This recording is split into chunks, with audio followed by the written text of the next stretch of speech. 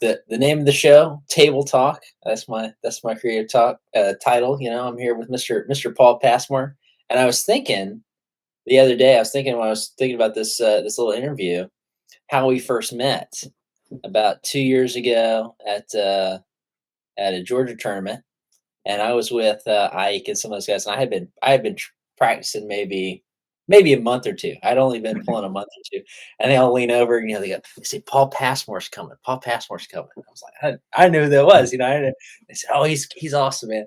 And they said, oh, here he comes walking through the door, and you turned sideways. You had to walk through the door coming in sideways because I think you were. I mean, you were big at that point, and you beat up on what was it? Samuel, I think his name was. And that was my first interview. Yeah, I remember that now. Yeah, I was thinking about that. That was a good day. That was a fun day. Yeah. Sam Schmall that day. He's a man. I'm telling you, that guy's got so much potential. He's a big boy. He's pushing 7 foot tall. He played D1 football. I think he played at Boston College. Really intelligent guy. He's got the smarts and the genetics. I think he's probably got a very busy career, but if he could ever just really get it down with this sport and really focus on it, he's one of the guys that could easily go to the top. Oh yeah, yeah. And guys like that are kind of why I got out of that super heavyweight weight class because, I mean, I'm a foot shorter than him, and I would say my hand comes up to the bottom of his arm when we're, I'm tired. I got tired of giving up that much leverage.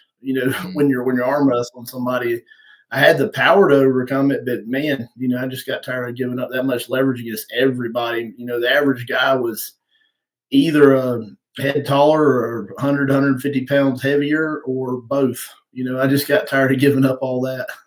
Yeah. Yeah, it's different. I mean, even for me, I practice. All my teammates are at least a weight class heavier than me, if not, twice my weight. And so when I get to pull somebody who's actually in my weight class, I feel man, this feels fantastic. This is great. But Daniel would be good for you to pull with my son this Sunday. He's definitely leveled up several more levels. He's got to where he's winning a lot of amateur men's 154s now, and he's considerably larger, but still at 154. So that'll be a good one for you to pull around. A little heavier, so we'll see. I'm not quite. I'm not walking around at 155 anymore. I got a little. Okay. Ever since my wife had a kid, I gained 50 pounds, and I've been trying to kind of cut it back down. I'm eating. Yeah. Okay. Well, so what are you walking around at now? A little over 176. Just a hair over. Well, I'll say this, when you told me, I wanted to, personally congratulate you again. Fatherhood's wonderful. Yeah. I'm extremely happy for you. It's the best thing that ever happened to me, and I was blessed to have it happen twice over. And I'm just ecstatic to have my boys. That's what it brings my heart so much joy just to be a father. It's wonderful and just the way our family dynamic is. God bless us with 2 boys. I would have been happy with whatever, but we're a boy family. Candy's into all the stuff too we're into, and she rolls with the punches with us pretty well. We a lot of testosterone running around this house, and Candy just seems to really eat it up. But so you've done a lot of different things in sports. I mean, just give me an overview of kind of where you came from, where you've been in your life in terms of sports, in terms of just in general, just an overview. Yeah, bird's eye view. I've always had a sport, and that's one reason I'm here. There was a slight lull where I didn't have a sport, and I felt absolutely lost. My parents actually kind of met in karate. We were a karate family. Both of them were obsessed with karate. And when we moved, the house I grew up in, the people that lived 2 doors down owned a karate studio, a really prestigious one. And that is essentially all I did my entire life was growing up. I was in karate in church. I was in karate 5 or 6 nights a week. And, we were constantly training at my house and their house. And we'd even be in their pool, like working on kicks and stuff like that and stretching. And we had a hell of a karate team. It was called Southeastern American Karate, and we weren't really allowed to play. I couldn't play football. I couldn't play baseball. Growing up, me and maybe some of the kids in the neighborhood occasionally would go do that. But the only thing I was really allowed to do was karate. And that was in the mid 80s during the Karate Kid days. And that was actually very popular. Karate was extremely respected. If you were good at karate, you were cool at school. And so I was a child point fighting champion. I was in all the newspaper, did a lot of newspaper articles on me. I was a big shot. I'd usually win, which point fighting is you square up, get in your karate stance in with your belt and age group, and the ref will say go, and whoever lands the first clean lick, gets a point. And it's kind of like wrestling. You go 2 out of 3 or 3 out of 5, depending on the tournament.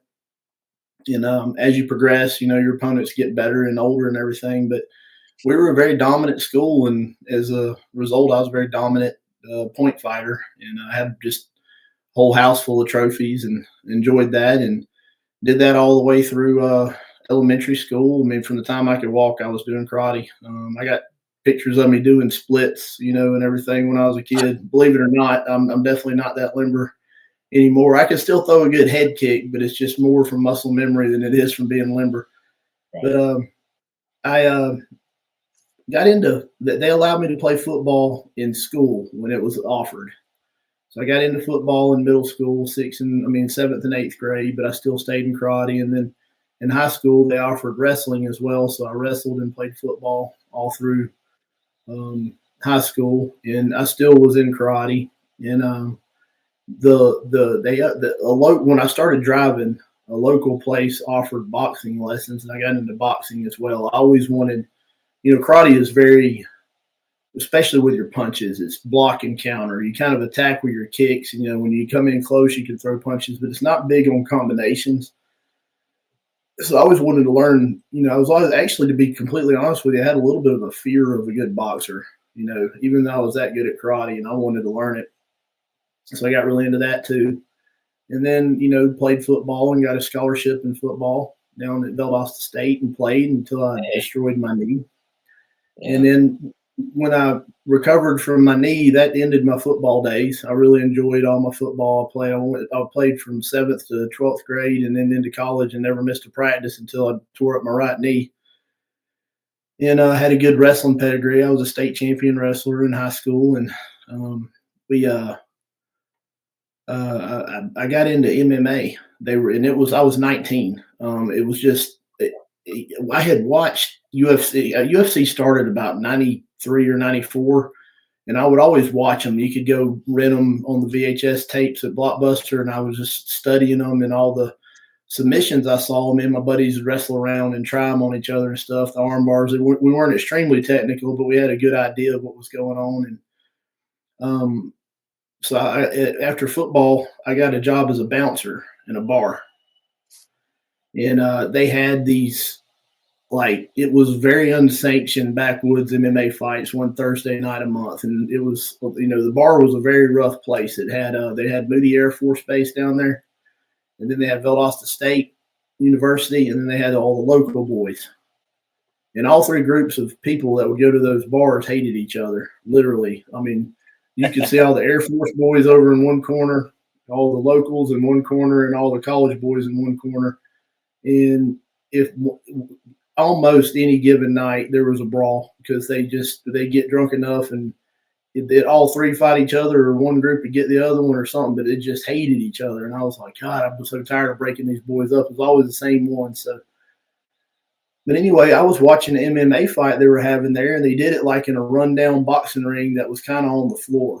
And I was bouncing, and I was talking to one of the other bouncers, and I said, man, these guys honestly have no skill. They're just like guys in their early to mid 30s, just out there brawling, very low skill level. A couple of them would try to throw some kicks or something like that occasionally, but it was bad. And my buddy that was a bouncer said, well, if you're so bad, why don't you do it? And I was like, you know what? Because they did it like the third Thursday night of every month. I said the next Thursday night I'll sign up. So I did, and I did it. And with my karate background and wrestling background, even though my jujitsu had a long way to go, I knew a little bit of, I knew your basic rear naked choke and basic armbar type stuff, but I was able to easily just beat the crap out of. I went like 3 months in a row and just destroyed some bum, that kind of wandered off out of the crowd in the bar, basically. And I was starting to get a little bit of a name for myself. And they actually had a jujitsu school down there, and a few of the boys I had wrestled against in high school were in it. And they saw that I was fighting and recruited me, and I got into jujitsu and just fell in love with jujitsu. If you notice, I don't call it Brazilian jiu-jitsu because my background is kind of American wrestlers that learn jiu-jitsu on top of that, and it's just a completely different style.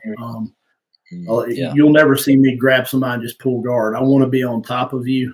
I know what to do from my guard, but I want to be on top and work, ground and pound and submissions from, or if it's just a jiu-jitsu match, just work my submissions from a top spot. Using my wrestling to control, what's going on in my takedowns and takedown defense. And I never did gi jiu-jitsu. I did no gi, so I never earned a belt. But they had levels you could go compete in Naga, and I worked myself up to competing in the expert level.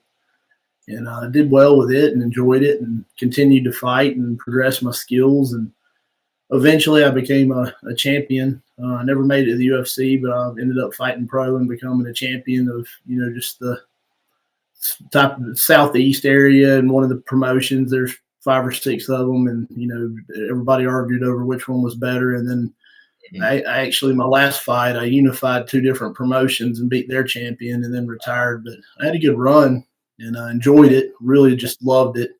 My goal, my goal and dream was to be a UFC fighter, and it just never happened. It's kind of like I wanted to get on a Wall main card.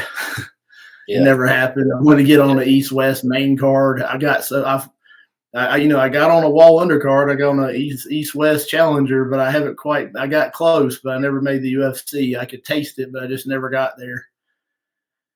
So it's almost like history repeating itself with arm wrestling. I get so close, and it's just like I'll catch a loss at a really bad time or something, and just it'll set me back. But anyway, with a break arm and then COVID and this and that, there's been a lot of opportunities. I got so close a few times, and I got to do a main card knuckles up though. So I feel like, even though I did not win, they said they're going to invite me back, and I had a very respectable performance. So that's good. That's awesome. And even the Korean Arm Wrestling Federation even said that they may invite me to Korea to have a rematch with him.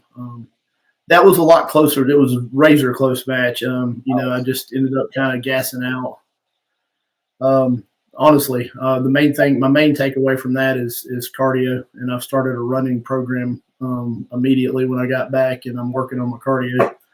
So I'm gonna try to correct that, and just through being really tired, I made a couple mental errors from just fatigue, I believe too. I watched the match. I did some things I shouldn't have done that I think fatigue had a little to do with. But then when I retired from fighting, I was about 32. I fought from about 19 to 32 off and on.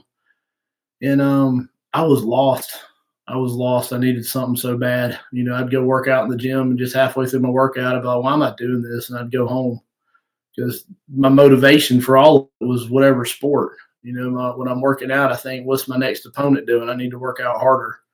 I need to eat better. And Tim McPherson is my cousin. He's married to my cousin Karen, but he's family. And he had become a pretty high level arm wrestler. He was on up there. He was killing people. And I just saw the Game of Arms come on in about 2014. So I'd been lost for about 2 years. I was just sitting in my recliner channel surfing, and I saw Game of Arms, and it was the Shrimp Doc episode with Don Underwood against let's see, Cobra Rhodes was on it, and he pulled Chop Bertrand, and then Don Underwood pulled Craig Touye, and there was a couple other good matches. And I just was like, wow, that looks so cool. And so I just was watching it, and I got on the phone to Tim, and I said, when's the next arm wrestling tournament? And they had one coming up in about a month and a half, and it was down in Sparks, that Horse Creek Winery right off 75, and I just went down to it without even training, and competed in it in the amateur and pro, and I ended up placing second right arm, and third left arm. And it was also Jerome Loud's first tournament ever in the same weight class, and he got third right arm and second left arm. And that we had a really bad sandbagging pro that was a lot bigger than us that should have been pulling pro. They got first, both arms. So, that me and Jerome started our rivalry literally day one. Same weight class, same tournament. He had never competed. I never competed. He never even trained in a team. I hadn't either. And we've went back and forth our entire career. I figure we're probably pretty close to 50-50 on who's beaten who the most over our rough 11 years. And then the interesting thing is to the day of my 10-year anniversary in the sport was my East-West Challenger Series match with Ahmed Akmerzev, and I won it. So that was pretty cool for a 10-year anniversary celebration. Yeah, I remember that match. That was good. Yeah. So you transitioned out of MMA, found arm wrestling. So who are some of the other early influences that you had in the sport? What kind of you kind of had that hook? I think a lot of people get hooked in arm wrestling that same way. You either have it or you don't. That's why I see a lot of people, just kind of say whatever. So, but you got hooked. And who are some of those people that really, those other people? I mean, you mentioned Tim, who brought you in and were like kind of showing you the ropes, gave you some influences on your arm wrestling. I had an uncle by marriage. Not many people I've asked around have heard of him, but I do know that he was he had won some national championships and stuff. His name was Terry Beeman, and he was a beast, and he was a pro arm wrestler, and he was married to my aunt, and he really took up with me when I was a kid because I loved arm wrestling my whole life. That was something I always did and was really good at. And Terry, he taught me the top roll, how to cap, hook, press, all that kind of stuff when I was a kid. So just being connected pretty well for the sport, just naturally, and then learning some actual technique from a high level pro when I was a kid. Nobody had ever beaten me my whole life, and I actually knew what I was doing a little bit too. Whenever I gripped anybody, I don't think until I started actually competing amateur, nobody else had ever even capped. Now I've gotten away from capping now that I arm wrestle, but it was an advantage against just your average guy off the street that I would meet. When I was in 6th grade, nobody in middle school could beat me. When I was in 9th grade, nobody in high school could beat me in arm wrestling, and I had a little bit of a reputation around town. Then when I got to be 19, 20 and started partying and hitting the bars, nobody could beat me. I was beating all the big, strong, grown men really bad. Just force. And so there was a local tournament, and this is dead in the middle of my fighting. This was when I was 26. Robert Webb put it on. And one of my buddies from my fight team I was the only person who had ever beat him in arm wrestling. He went and competed and won it, and they were doing it again in a couple of weeks. And he goes, "You need to go do it, dude. If I won it, you're the only person who's ever beat me. Go do it." So I told Tim about it because Tim was married into the family, and he always wanted to arm wrestle me and never could beat me. And but he loved it. And so I told my aunt that was married. They had divorced since then to Terry Beeman. And so Tim and my aunt and me and Candy, I think we're still dating, went to this bar, and I cleaned up. I beat everybody.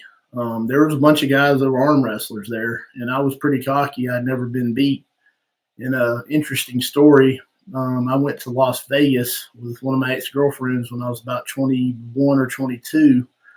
And she worked in and owned a GNC, and she took me out there with her, and there was GNC Expo, and they had Cobra Rhodes on this big stage, just beating all these pro bodybuilders, and he was inviting anybody out of the crowd to come pull him. And I walked up on the stage, and this is when I was like 21 or so, 22, and we got in a good hard, just boom, and I was probably only about 200 pounds at the time, and we couldn't move each other, and he was slamming everybody. And it kind of surprised me. And we did a power slip. Then we tried again. Couldn't budge each other. Power slip again. And And then one of the guys up there was like, let's put him in the straps. And I'm like, what are straps? And Cobra's like, listen, this kid right here is really good. He goes, have you ever arm wrestled? I said, no. I mean, I do at school and in the bars, and my uncle showed me some stuff. I've never actually competed. He goes, you have a natural ability at this. You need to get into it. You need to find a team or something. He goes, but I don't want to get in the straps with somebody, just up here doing it, whatever, and risk somebody getting hurt or whatever. But you're really good. He shook my hand. He's like, that was good. You need to follow up on this, though. You got a natural talent like I've never really felt out of anybody that's come out of the crowd. So fast forward to when I'm 26 and I'm finishing the story where I won that tournament that Robert Webb put on. I beat everybody. I beat Tim and everybody. And I was telling Robert Webb about Cobra, and he knew who Cobra was. And he was one of the few people who knew who Terry Beament was, too, my uncle.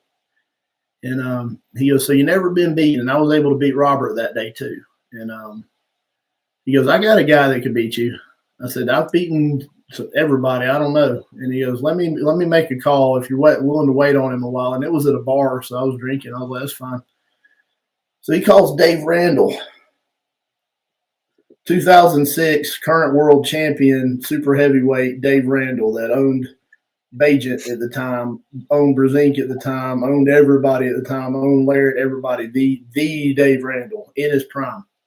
Yeah. And I didn't know who Dave Randall was, and I was a firefighter at the time too. So this big son of a gun comes walking through the door, and he had to duck down to come in and turn sideways. He was a monster.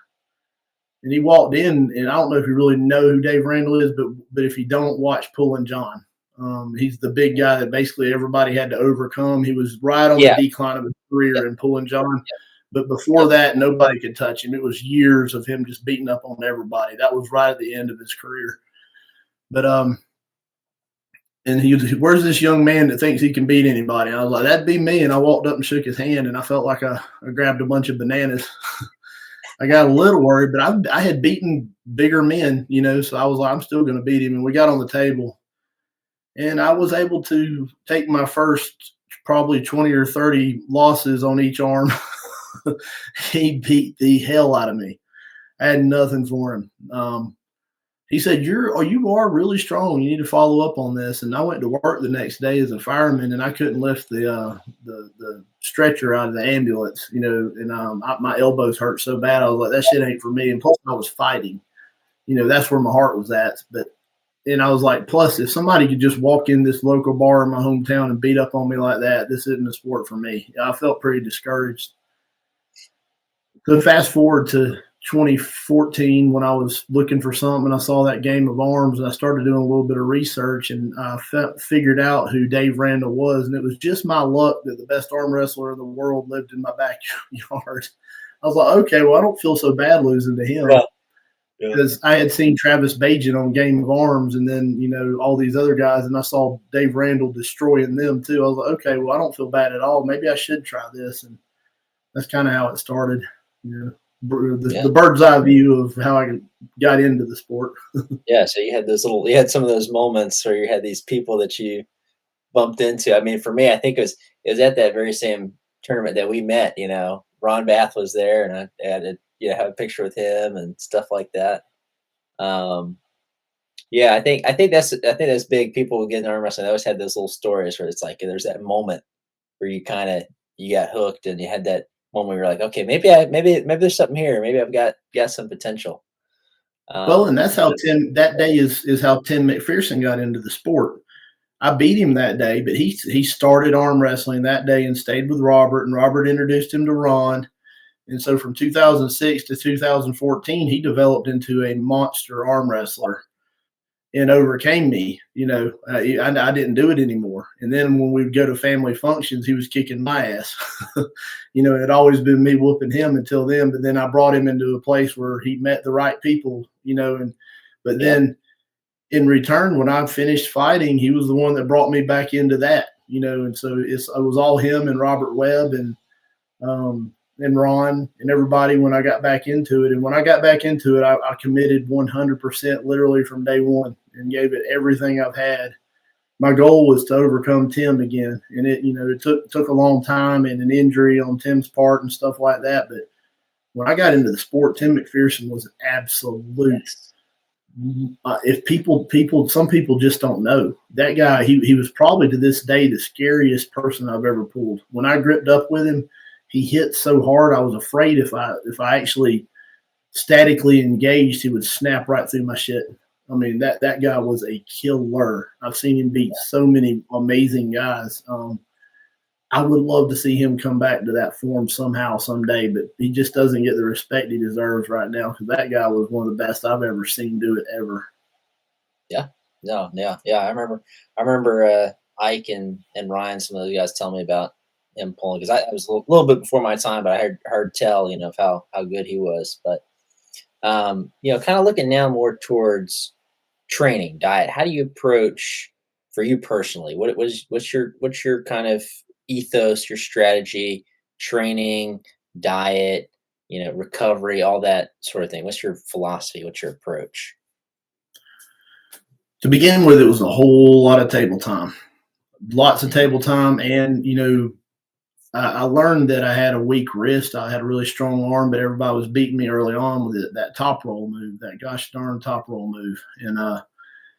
And so I got involved with Raymond Cody and, that country crush handle, and it actually built my wrist and hand and everything up enough where I was able to arrest most people's top roll. I started top rolling with everybody as an amateur, learning all these other moves, but I also realized it had a whole lot more arm power, static power than most. So that country crush and monster crush handle and raptor grip, I became friends with Raymond and, started buying his handles. And that allowed me to start stopping all these top rolls and develop a really strong cup and then suck everybody into my hook. And that's just where my heart's always been. I've got a decent top roll, actually a pretty good top roll, especially after I broke my arm.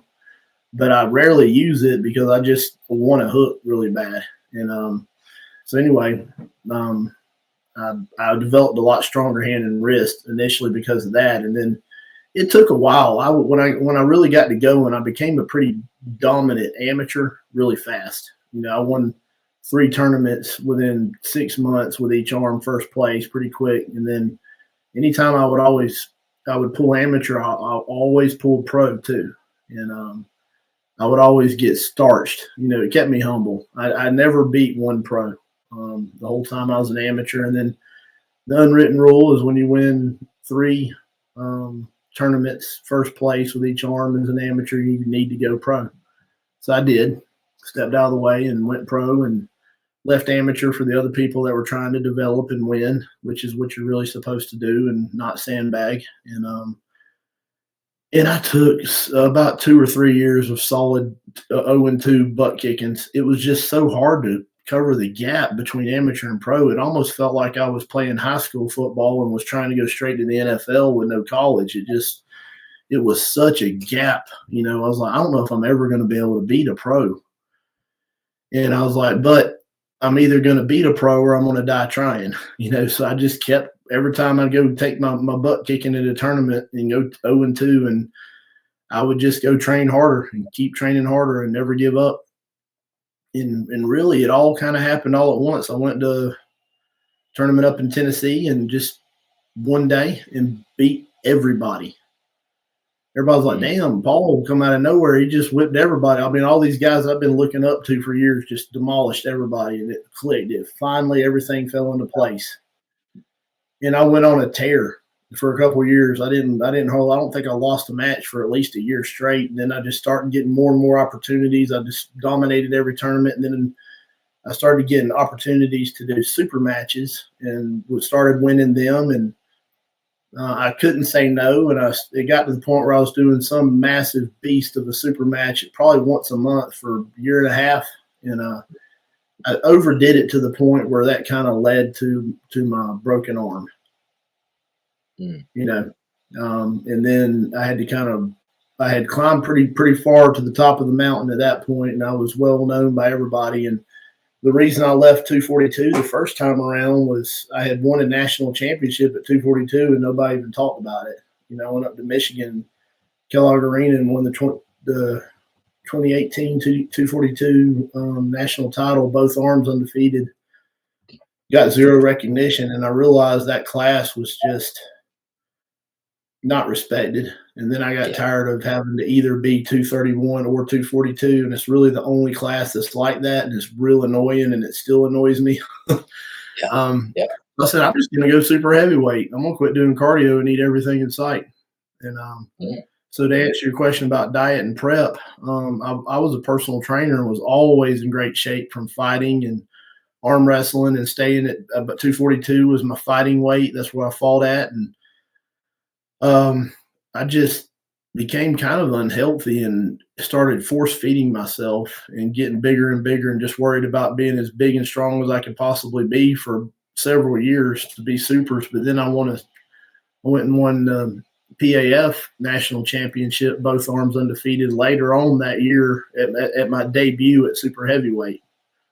And then I got the recognition I was really after then too. I got, nationally ranked. I got on everything. I always wanted to be on the in the hook ranks, and I got in the top 10, and, everything was going real well. And then, even when I broke my arm and made my comeback, I was super heavyweight and beat some good guys. But then I realized that the 242 class is pretty stacked and respected now. And I was like, I'm just going to be healthy and come back down to my weight and quit pulling guys that are that much bigger than me. In all honesty, my body just wants to be this weight anyway. So I just started eating healthy and doing my cardio again and doing the things I need to do to be lean and healthy. And my body just kind of easily went back to where it was. And it's pretty simple for me to maintain this weight right now. So that's how I kind of went to 242. And I've even competed at 220 before. And I deplete myself a little bit too much to get to that weight. So 242 is a good weight where I'm still strong, but I'm not going to, deplete myself too bad to get to this weight. I Okay. feel like Yeah. if I pull at 242, I'm a little bit stronger than I am at 231 also. I prefer between those two a tournament that has the 242 weight class, the 110 over the 15 kilogram, because I feel like I'm still pretty competitive at 105, but I feel like I'm a little bit better at 242. Yeah. I mean, that's your walking around weight. I mean, that's what it is. Yeah. Yeah. So you mentioned the arm break, and I think you have a unique perspective on this because I've only witnessed one arm break at a tournament. What is it like to go through that to recover in arm wrestling? Because thankfully, I don't know too many people that have experienced that. I know it's really difficult. I mean, what is that process like? I felt like I had kind of gotten to the point where I was past it happening. You didn't see guys on that high of a level breaking their arm very often, if ever. Michael Todd did. Right. Um, so I developed some bad habits. Whenever somebody take my hand, I'd just dive into a press, and I had a nasty press, and I could still use my side pressure, and they couldn't get out of that strap, and I could just kind of wait them out. And I got to where I was relying on that a little bit too much. And I've done it to stronger people, but I got in there with Robbie, and I think I had a lot of micro fractures in my arm from about a month beforehand. I had a real bad banger of a 6-round vendetta match with Herman Stevens where we went 3-3, and we like to kill each other up there. My arm just didn't feel right. I was like toothache pains in my humerus and stuff, and I wasn't even planning on going to that tournament. But literally, I woke up that morning. It was like, I'm going to go compete. And I drove down there and competed. And I was having a mediocre day. I probably should have rested. And Herman said he took the next like 4 or 5 months off after our match because it was so brutal. And that same day was the day I beat Matt Mass 3-0. So I had Herman Stevens and Matt Mass with each arm same day at Mississippi State. Then I pulled Mississippi State afterwards. So that was just brutal. I should have allowed myself more time to rest. And it was literally 3 or 4 weeks later, I went to pull the PAF finals again that they had in Columbus. And I was having an okay day. I would have probably placed second or third, but I was going for first so hard. And Robbie Burnett caught me and got my hand. I dove into that press. And the thing about the press I didn't try to pin you. You would take my hand, boom. And so I'm here. I would roll, turn, and then get behind it. And then I would apply a great deal of back pressure, and I just sit.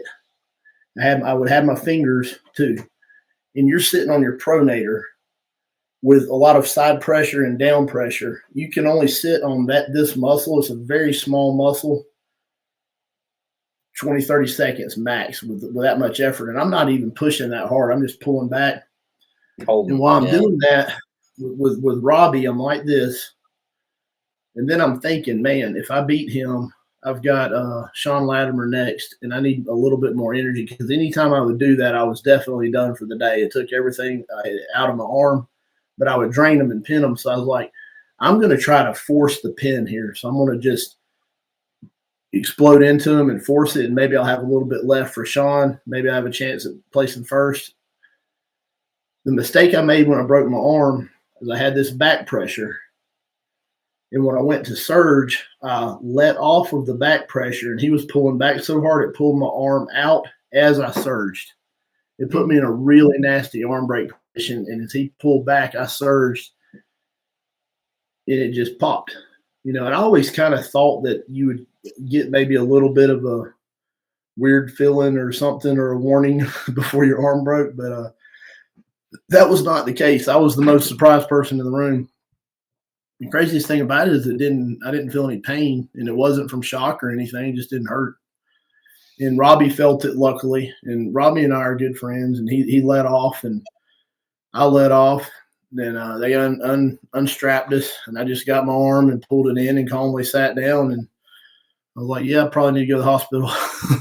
So that was that. That's how it broke. And I went, and initially I didn't want surgery. I wanted it to heal back, but I have a very uniquely shaped shoulder lat area where my arm looks like I got a basketball under it. I was made fun of brutally as a kid. Even when I was skinny and a little kid, my arms, and my little sisters and my dad's, it's like a genetic thing. Our arms stick out from our body like that. And a lot of people think it's because of my lats or a muscle bound, but it really is like a shoulder and just bone, whatever, just it sticks out. It's a genetic thing that a lot of people in my family have. And literally, I was made fun of so bad as a kid. I had this horrible complex. If you ever see me in a picture as a kid, I was always trying to hold my arms in, and all my pictures and stuff. I was so self-conscious about it.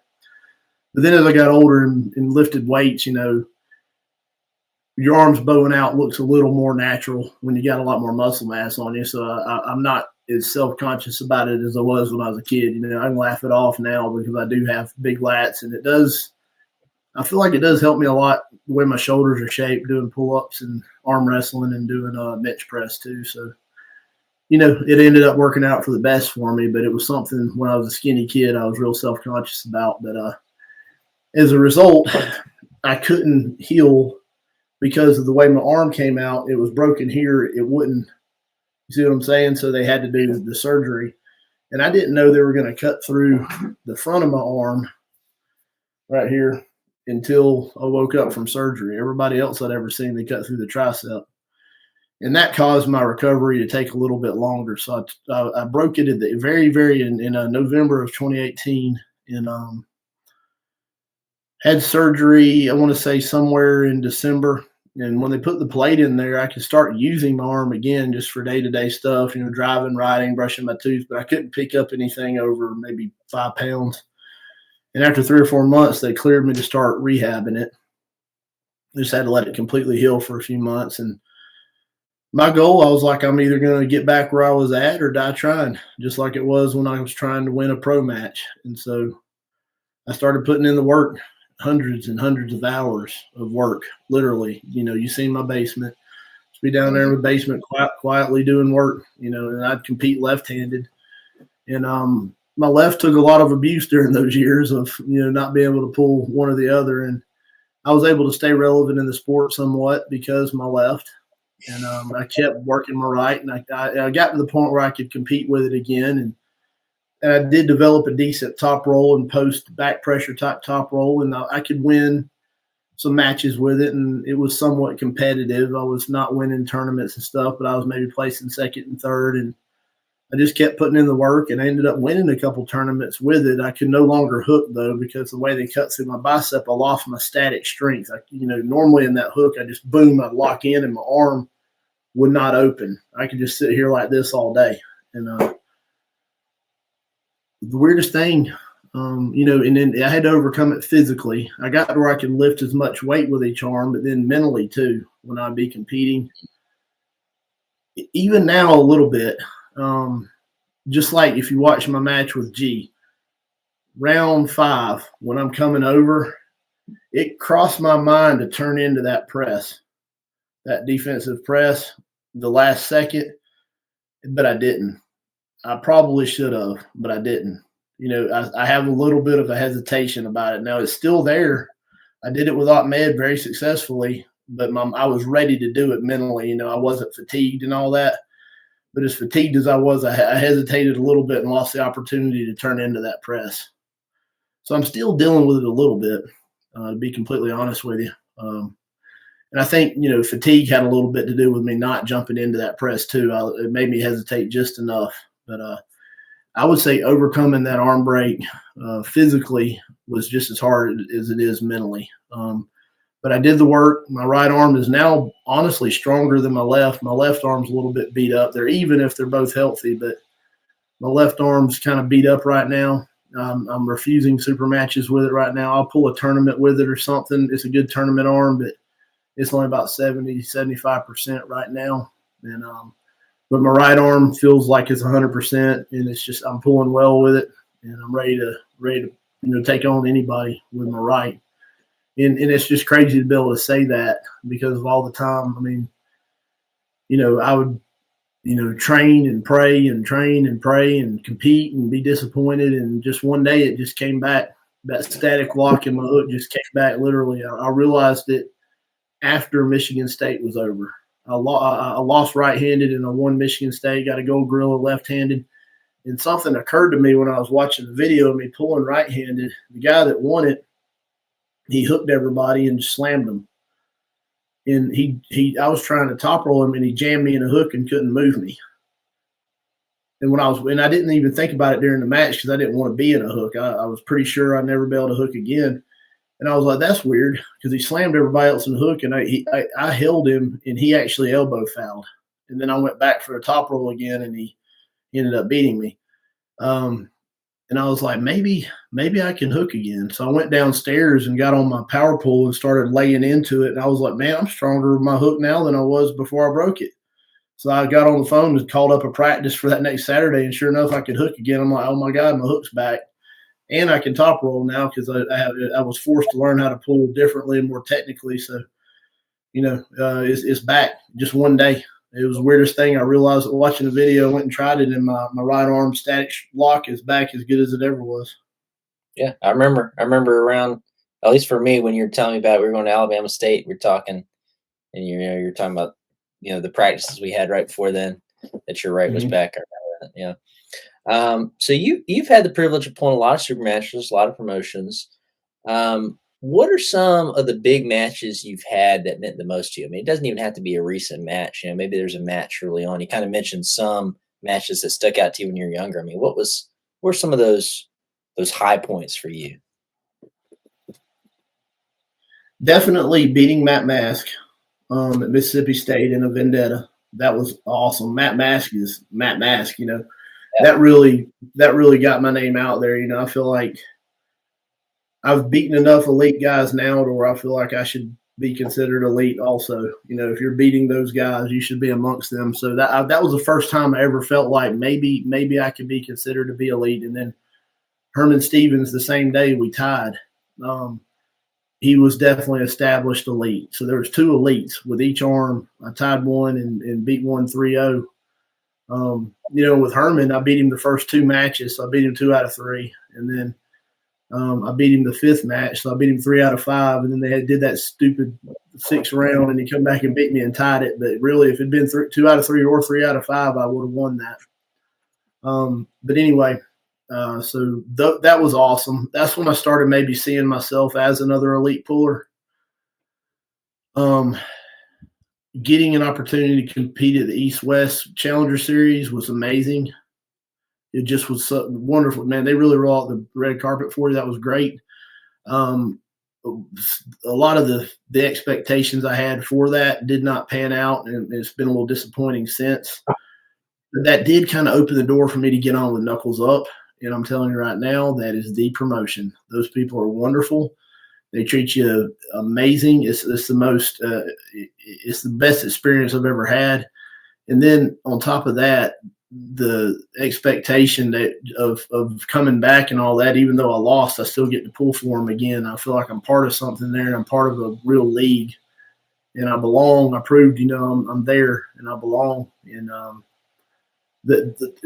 definitely, even though it was my last one and I lost, my favorite match so far was being able to compete on the biggest, best stage in North America, which is Knuckles Up. And I'm fixing to get to compete in Arm Gods, in about on March 21st and represent Team USA against Team UK. And I'm pulling James Brick Wall at 231 pounds, and he is a inside puller, and I love pulling inside guys. Guys that don't run from me will go meet me right in the middle of the table, power on power, and just slam in and go. So that's my favorite type of match. So I got my favorite type of match against my favorite type of opponent coming up on another gigantic stage pay-per-view promotion. And then I'm probably going to get to pull Mario Tambakis, who is the guy that Ron pulled in my next in one of the upcoming Knuckles Up. So that'll probably be my next opponent at 242 pounds, and he's an inside guy. So I'm very excited about those two matches coming up. Knuckles Up and Mario and everybody, we've all kind of confirmed that we're down for it. So it's in the make right now. So I'm very excited about those two. Matt and Herman were big ones. Beating Corey West in the grudge match. Yep. A lot of people like to forget that ever happened and not talk about it, but it happened. And I beat that big old rascal right down the middle, power on power. And I think I may be the only person that ever went right inside with him and just overpowered him. And I think I gave up. I don't know. He's a head taller than me, maybe 150 pounds heavier, and everybody's like, you don't stand a chance. And I'm like, you don't know me. If you want to go inside with me, you got problems. Anyway, I won that one. That was one of my very favorite matches, and that was at Wall, So I've gotten to pull Wall, and we were treated like the main card athletes. It was fun. We got our walkouts. They treated us good, accommodated us. We got to get the jerseys and all that. It was pretty much like being on the main card. And in all honesty, that match with me and Corey should have been a main card match where we were both at the time. Oh, yeah. The agreement there was the winner gets a Wall contract, but it didn't ever happen, for whatever reason. Just like I said, with my history of trying to get in the UFC, I got that close, but it never happened for whatever reason. And, with arm wrestling, East-West main card, I got that close. Probably not going to happen. I think I may have pissed Ingen off. And then I was wondering whatever happened. No, yeah, you don't want to make Ingen mad. I've heard tell. It's pretty easy to do. I think I got on there bragging how the American pullers dominated, and that might not set too well with them initially. And then just questioning, hey, man, we were led to believe we're going to get to pull on a main card. What's up? And I think everybody was afraid to ask him, and I don't think that sat too well with him either, and that caused some stuff. He doesn't like to be questioned, so honestly, I don't want to pull for somebody that I got to sign a contract and he can control if I can even go pull a local tournament either, though. Like literally, there was a promotion putting me and Matt Mass together for a rematch right-handed in Canada, and Ingen just said no, he can't pull Paul. Just a few weeks ago. He controls his athletes. And I don't want to be controlled like that. Knuckles Up doesn't do that. They allow you to pull and stuff like that and do what you want to do. And they still put on as good or better of a show than East-West, and you have your freedom of still competing in local tournaments or whatever else you want to do. They support you. They support me pulling in Arm Gods. Arm Gods is the same way. I haven't got to experience them yet, but I feel like they're probably going to be a pretty amazing promotion to pull for. And then I'm going to pull Winter Blast the next day, and that's the biggest tournament in the world in arm wrestling. They had over 700 entries last year. Wow. So, unfortunately, my weight I'm coming in at against James Wall is 231, 105 kilograms. And Winter Blast is 242, 110 kilograms. So I'll be competing about 10 pounds light that next day, but I'm still going to jump into it just for the experience. Yeah, pulling the biggest tournament there is.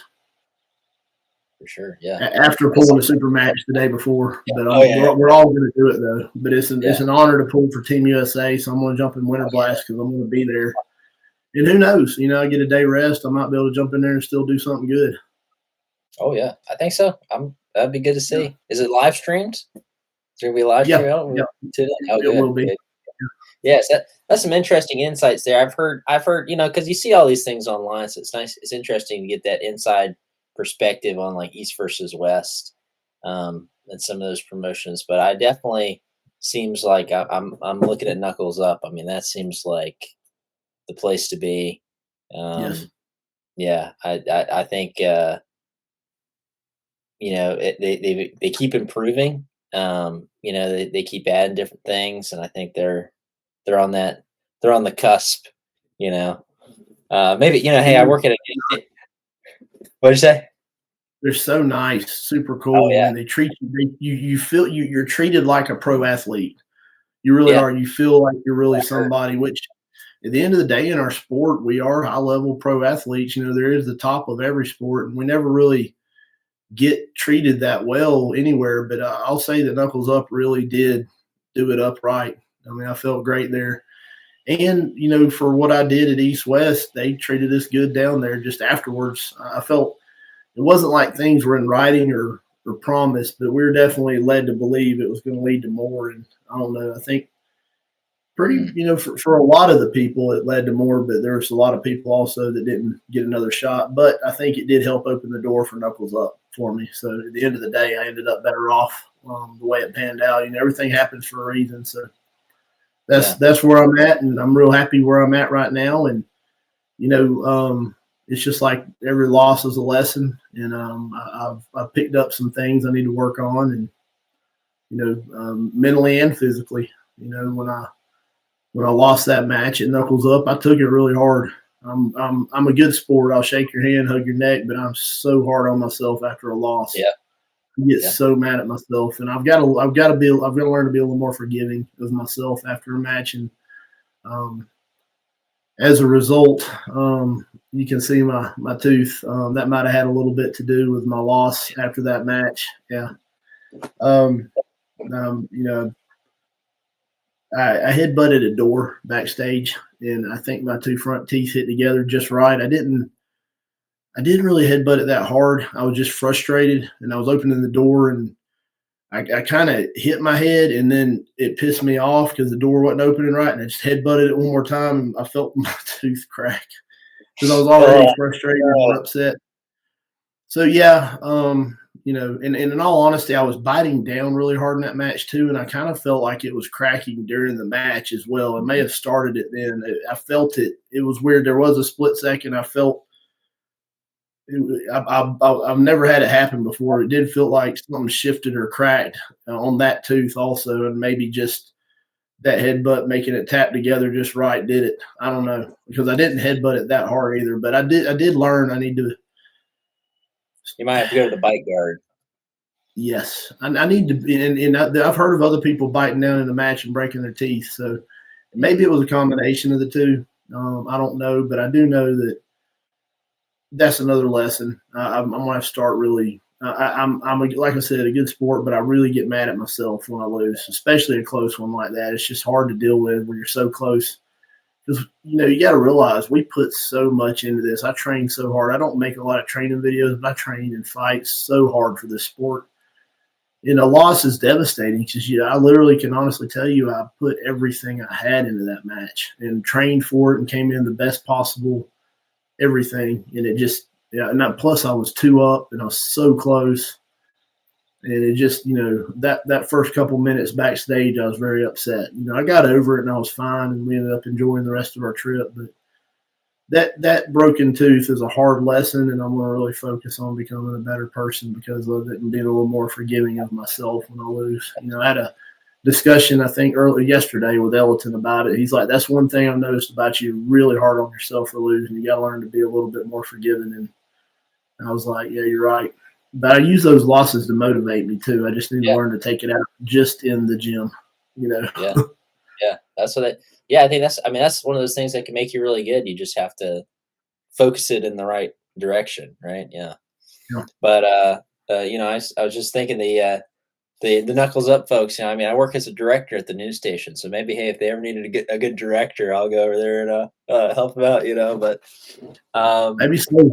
I definitely hit it off with them really well. I feel like I made some new friends out there, so yeah, they're good Ron, people to know for sure. Will and Chris, especially, I talk to them a lot. With it, there's 5 of them, and they call themselves the High Five, and I got to know all of them pretty well. They're just a wonderful group of guys. So maybe if I can figure out a way, if the opportunity comes up, we can work you in up there.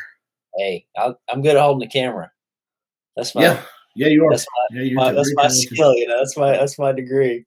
But yeah, I mean, it was awesome to watch. Really enjoyed the Knuckles Up production. Excited to see what they have coming up next. But thinking about you pull a lot of super matches. You talk about tournaments. This maybe a big arm wrestling question. I think. Do you prefer tournament pulling or super match pulling, and why? I like them equal, but Mm, I need to mentally and physically prepare for the one that I'm going to do. If I'm coming in, let's just say last year at Alabama State, I train differently. If I'm coming in just for a tournament, mm, it's little bit more of a broad spectrum training, um, a little less cardio, a little bit more strength and heavy 1 rep stuff. In super match format, I study my opponent, and it depends on what he does. Depends on how I train. I try to specify, like with Jeff Dabe, for instance. That was another one of my favorite matches. Everybody, first thing people would ever ask me when I said I was an arm wrestler is, "Have you ever pulled that guy with the giant hands?" And I was like, "Well, no." But I just kept thinking. I was like, it would be interesting to get a match with him. We're both heavyweights, and I've got a good left, and if I was to beat him, that'd be pretty cool to be able to show people, because it seems like everybody that didn't know anything about arm wrestling knew who he was and knew he was an arm Jeff wrestler. Day. So I got that match with him and beat him 6-0 in another vendetta while my right arm was still recovering. I couldn't even pull with it. Um, but I jumped in the tournament afterwards, and I geared my training so much towards Jeff with all the bigger handles and locking my hand down and different. I didn't do well in the tournament, because I'd Mm, gotten so far away from what I normally do in my training for a few months that, what I normally need to do against a normal person, because Jeff Dabe is not anywhere close to a normal person, so I was able to dominate him and do what I came there to do. And I jumped in the tournament as a just kind of an afterthought, and it didn't go well. I think I placed like third, which at Mississippi State, that's still really good. It's a high level tournament, but I think I would have performed a lot better had I just trained for the tournament.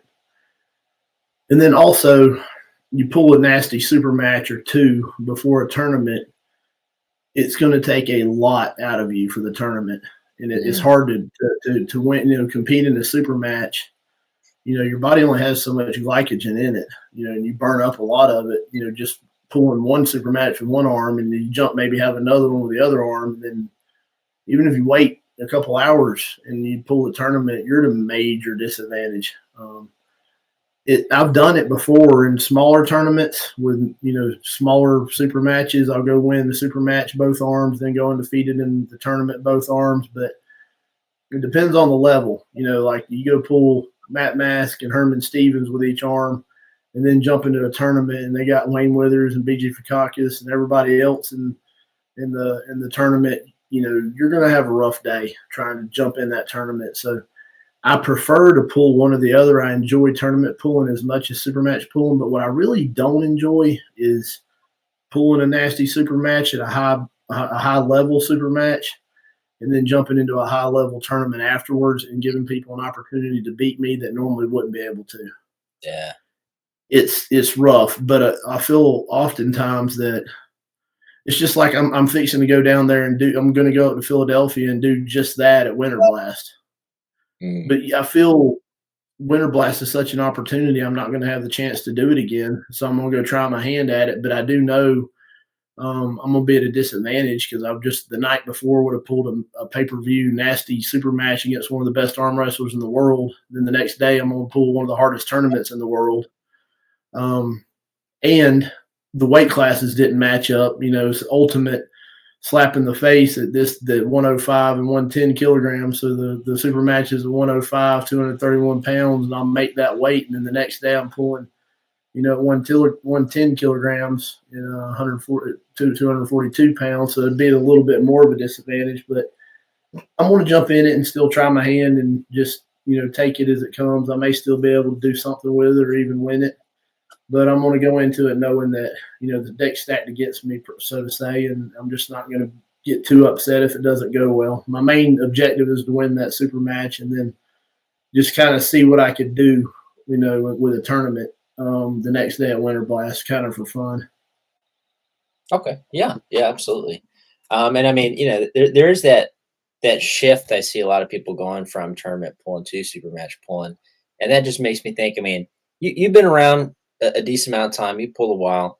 How have you seen the culture of arm wrestling shift? What are some of those big like changes that's kind of come in the sport that you've seen? Yeah, well, it kind of piggybacking off what I was saying. So I believe tournaments are kind of designed to build you up and build your name up and notoriety if you win enough tournaments to where you earn the opportunity to get super matches. That makes sense. If you win enough tournaments and you got a big name, they're going to want to see you pull so and so, this guy, that guy. So really, I think it's an honor to be in a super match. And somebody Oh, yeah. said a while back that, for it to be called a super match, it needs to be two pretty high level elite guys pulling. Otherwise, it should just be called a challenge match. If there's two kind of amateurs or low level guys pulling each other. And it made sense, especially having earned, a true super match status with some people, and, because this, you got to dominate a lot of big, hard tournaments in order to even get the opportunity. So I think it's an honor just to be called a super match puller and be invited for a true super match. You know, coming up in the sport, it was all tournaments for a long time.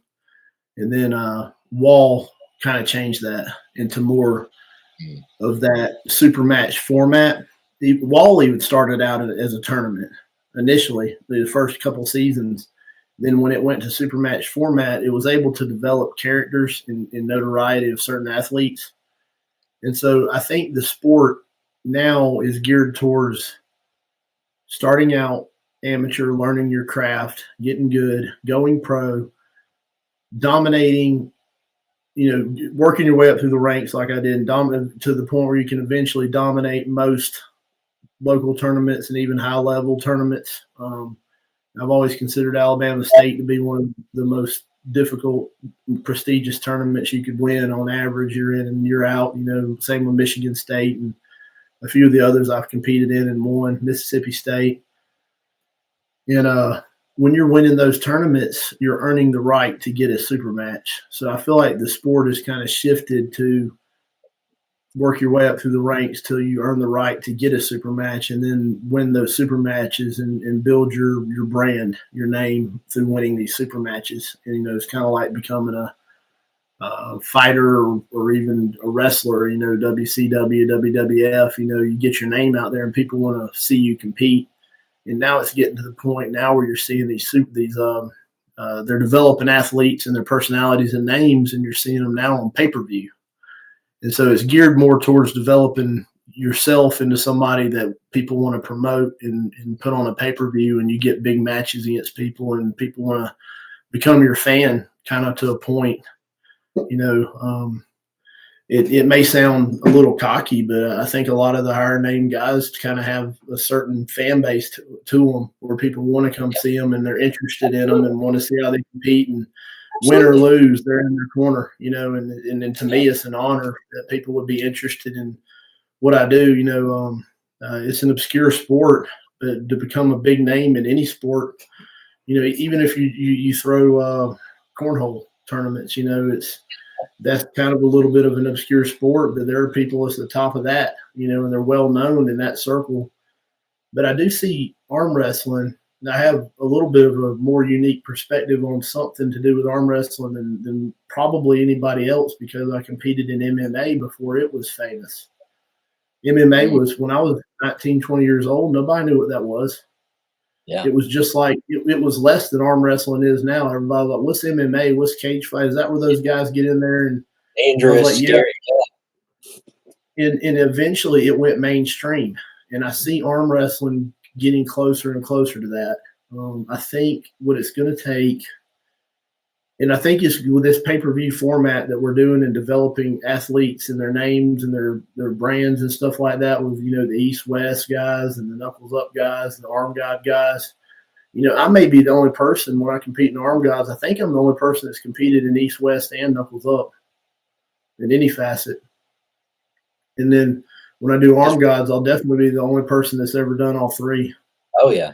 Off the top of my head, I can't think of anybody else that's done both. Maybe Has Ron done both, or he's not done both. Ron hadn't done East West. Okay. Maybe it's just by happenstance. And I could be completely off, but if there is other people, it's not many. There very well could be. Maybe seems like maybe Craig Touye's done both. And maybe Yes. Brad Grundy. I don't know if it was a main. I think Brad Grundy has too. Craig, yeah. So yeah, there's others, but there's not been a lot that's done both. And I think when I cross over to Arm Gods, I may be the only one that's hit all three of the big three. I think. Yeah. So that's pretty cool, and at the time, win or lose, if I compete well and show that I belong to be there, and my goal is always to win. Now my goal is to win, and if I lose, to be better on myself about losing. And, but I want to definitely train, me being in my mid-40s, I'm becoming one of the older guys in the sport, so I've got to really focus on my nutrition and my exercise and the way I do things and train smarter and avoid injuries, but I circling back to one of the first questions you asked me, my training strategy was initially a lot of table time. And then I found as I got to a certain level that table time, I'd kind of learned the technique and was pretty good at everything, but table time started injuring me and hurting me more and more. And I started finding myself going into matches banged up really bad because we were practicing so much.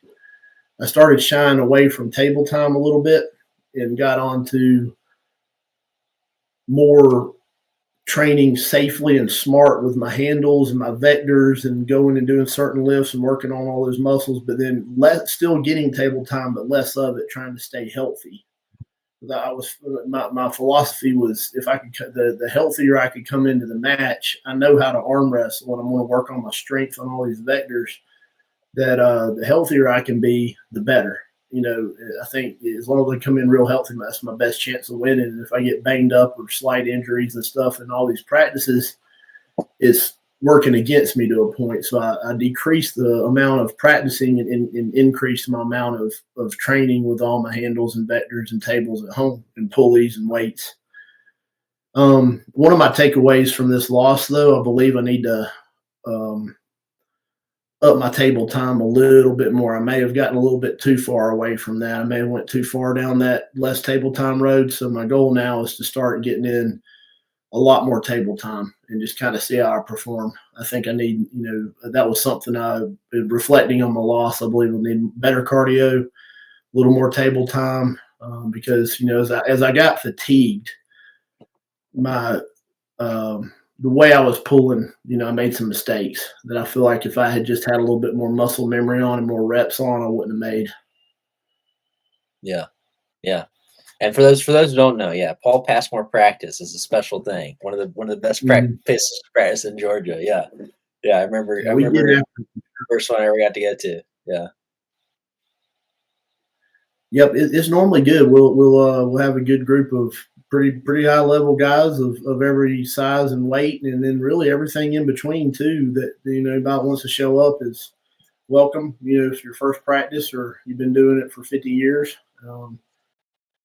there's everybody from teenagers to 80-year-olds to everything in between and every weight. So everybody's got somebody there that's pretty close to them that they can spar with, and somebody that's better than them that they can learn from. Yeah, and they don't happen too often. You ever get the invite? People need to be put onto the Paul Passmore practices. Yeah. Yeah, we're going to start doing more. I'm going to start doing some more closed, focused practices, smaller practices, but I'm still going to keep doing, my every couple months big practice. It's just open to everybody. And Yeah. just, I would like to open every practice to everybody, but I'm wanting to focus a little bit more with these Yeah. couple big opportunities I have going on some things that a few of us need to work on specifically. So it'll be a little bit less people where we can get more reps and more training in and work a little bit more technique than we generally work to, than just everybody shows up and grabs a table and just bangs it out for 6 or 8 hours, Yeah. Yeah. And I Yeah. also have that 8-man round robin. Me and Ron are both going to be in it in Salt Lake City, Utah, I think in May. So that'll be another good one. Yeah. That'll be interesting. Yeah. A lot of Um, good stuff. yeah. So I like this question a lot. So you pull a lot of different places, but would you say there's something special about Southeast arm wrestling, Georgia arm wrestling in particular? Yes, I feel like the toughest arm wrestling I've done has probably been in the Southeast. Um, it seems like the Southeastern pullers normally when they travel also do very well. Wherever they go, they normally have a great performance on their super match or their tournament they go compete in. I believe the talent level is pretty deep down here. You got a lot of good Florida pullers, Carolina pullers. You got the Team Florida, the Team Carolina Chaos, Team Georgia, all the Alabama boys, the Louisiana boys, the Mississippi boys. It's pretty hard. And Tennessee boys, my goodness, the Arkansas, even getting into Texas, we're pretty loaded down here. You roll in at any tournament where we actually all show up at, you're gonna walk away licking your wounds, however it goes. It's going to be loaded in talent.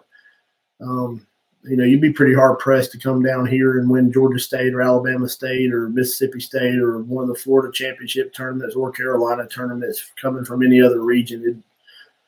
If you want to come test yourself, it's a good place to come do it. I'm fixing to go pull one of the best Northeast tournaments myself. So Mhm. I'm gonna go into it with a major disadvantage, but I still feel like I want to show out and possibly win or place extremely high in it. After a super match with a big weight disadvantage the next day. Yeah, yeah. There's something special about Southeast arm wrestling. The farthest I've ever traveled was for Alabama, and so that was a big one for me. But yeah, I would say there's something just a quality about it. Well, 2 years in a row, I went up to Michigan State and won, and then the next year, Josh Ellington went up to Michigan State and won, and that's one of the best, Mm. toughest tournaments up north. And I went to a big tournament in Ohio and went undefeated both arms.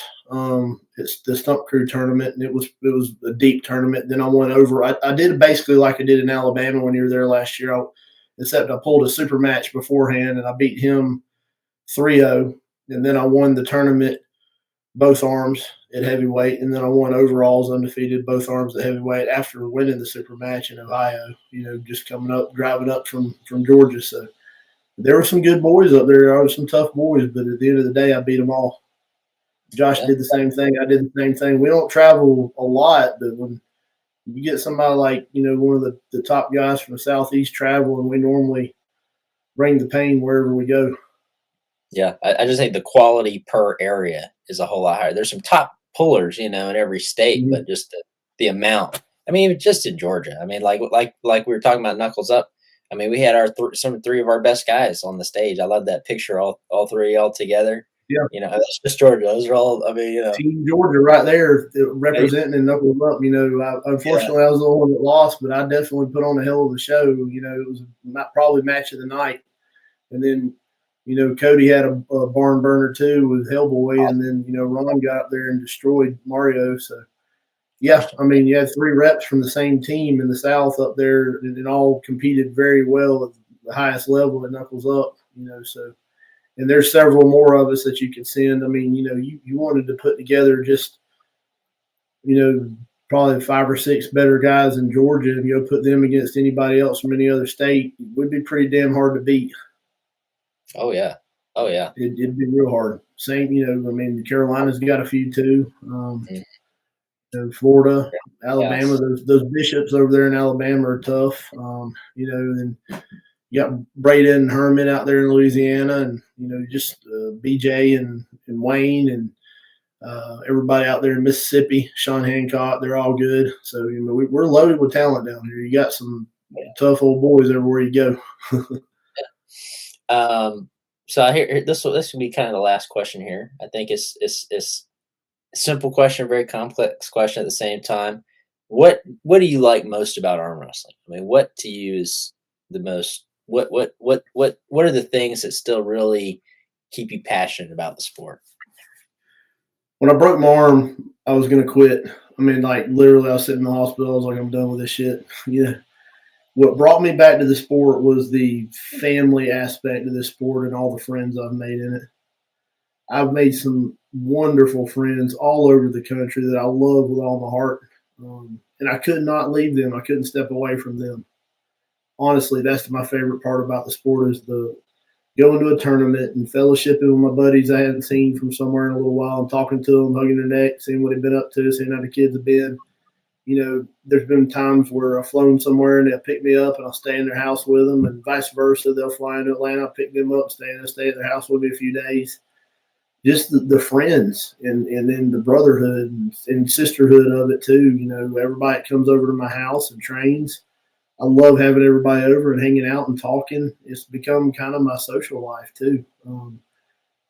If it wasn't for arm wrestling, I wouldn't really have many friends at this point. That's where everybody I talk to and hang out. And I've made some really good, true, dear friendships in this sport. Just competing, got a lot of good friends, Ike and David, they're like brothers to me over there. And yeah, I would say that would be my favorite aspect, and then watching my son Daniel come up and my family that we all enjoy competing together. And my wife and both of my sons, for their ages and sizes, are pretty good competitors and they do well and enjoy it. So it's become a family thing with us that we all have in common and enjoy doing. And then the traveling and experiences too. Gosh, man, I was on Times Square, New York, 2 weeks ago. Oh, yeah, I saw some of those pictures and videos. Yeah. I would never have ever seen that place in my entire life if it wasn't for arm wrestling. I've been all over this country just arm wrestling. I've got to experience things and do things that this sport has allowed me to do that I would have never got to do had I just decided I was done with being an athlete and just went to work and came home and would lift weights occasionally or run occasionally like everybody else. It's not in me to be able to do that. I'm going to compete in something until the day I die, but it'll probably be this. But I guess the overall experiences and some of the things it's allowed me to do, the friends I've been able to make, it's become like I'm part of a big family. Really, there's really nowhere I go where I don't see somebody I truly love and care about. I went out to California and Texas, New York, Kansas, Colorado, everywhere in the Southeast. I get to go to Salt Lake City, Utah. I've been to Philadelphia. Michigan, Ohio. It's just so cool seeing all these places and then going and competing at a high level and something I really enjoy doing too. It's just a blessing, everything about it. So to answer your question, it's kind of the people and the experiences that it's allowed me to have that I would never had otherwise. Yep. I'll have a very interesting life story, when I'm an old man that a lot of people I'll be able to tell you the things I've seen and done and gone and people I've met, that I would have never done without it. I feel like I've got a pretty exciting, fun life because of it. Yeah, I'd be pretty sad if all I did was go to work and come home and watch TV. And that's a lot of people. It's a lot of people. Yeah. My next door neighbor is my age, and that's kind of what he does. He comes home and watches TV and hangs out with family, and he's happy. But they maybe go on a vacation to the beach every year, but there's not really a lot of excitement, And I'm very blessed to be able to live and have all the experiences I've had because of it. Yeah. Yeah. I still remember like going to my first tournament and then going to my second tournament and seeing all the same faces. And you're just like, oh yeah, these are all, you know everybody. That's my buddy. That's my buddy. I'm calling this Mhm. person. I'm texting this person. Yeah. Yeah. Yeah. Absolutely. I think that's the appeal. A lot of people, if they would, if they get into arm wrestling, if they get to that community, that's the thing, man. I mean, it's wonderful. It's so much different than MMA. Like in MMA, you truly have a little animosity there. You're trying to damage each other. In arm wrestling, your None. buddies, you're hanging out in the crowd, you're talking, you get on the table, and that's all business. When you're on the table, it's we're going. And then we put that aside. We're back buddies again when the match or the tournament's over. Yeah, Which is pretty cool. yeah, and There's the occasional person that goes kind of against the rest of the community, but for the most part, I've only met one or two, but for the most part, it's just been wonderful people and wonderful experiences. yeah. I mean, I can think people, sometimes they get a little, sometimes even after they get off the table, and y'all know those we all kind of know who those people are. They just get too excited on and off the table, and for me, it's Mhm. like we're just having a good time, and then after you're done, you go down and hang out. Absolutely, but yeah, it's wonderful. But anyway, that's my last question. So I think that was a great time. Appreciate you coming on, and we'll look forward to maybe we'll do another one sometime after you win some of these matches. Yeah, I'd love to. Maybe I'll have some success with representing Team USA against James Wall, and we could talk about that. And maybe that if my 8-man round robin in Salt Lake City will go well, and we could talk about that. But yeah, I really enjoyed the opportunity to be on your show, and thank you very much for talking to me and the time you spent with me, man. I appreciate it. My pleasure.